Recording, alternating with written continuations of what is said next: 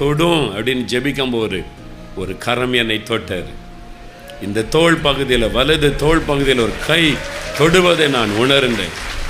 அப்போ ஒரு வல்லமை அப்படியே என் கால் வழியாக இப்படியே பாய்ந்து போகுது. என்னால் உணர முடியும். நான் எக்ஸ்பீரியன்ஸ் அந்த வல்லமை நான் உணர்ந்தேன். உடனே நான் படுக்கையில் எழுந்து அமர்ந்துட்டேன். அடுத்த நிமிஷம் என் கால் சரியாக எழுந்து உட்கார்ந்தேன். ஜோமணி முடிச்சுட்டு அவங்க கண்ணை திறந்து பார்க்குறாங்க. நான் எழும்பி உட்கார்ந்துட்டு நான் எலும்பும் தோலுமாக இருந்தேன். பல மாதங்கள் அந்த நோய் படுக்க நான் மெதுவாக அப்படி எழும்பி நின்று நடக்க ஆரம்பித்தேன். நடக்க முடிந்தது. வீங்கி இருந்தேன். இருதய நார்மலாய் மாறிவிட்டது. அற்புதம்.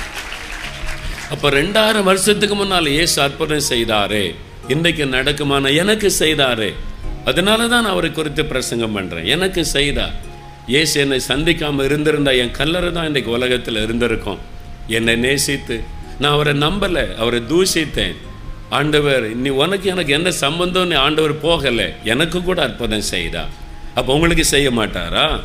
இன்றைக்கு அவர் செய்வார். இன்றைக்கு அவர் உங்களுக்கு செய்ய போகிறார். உங்களை தொட போகிறார். உங்களுக்கு அற்புதம் செய்ய போகிறார். கண்கள் பாதிக்கப்பட்டவங்களுக்கு கண்ணில் பார்வை கொடுக்க போகிறார். இன்றைக்கு இப்போ நடக்க போகிறார்.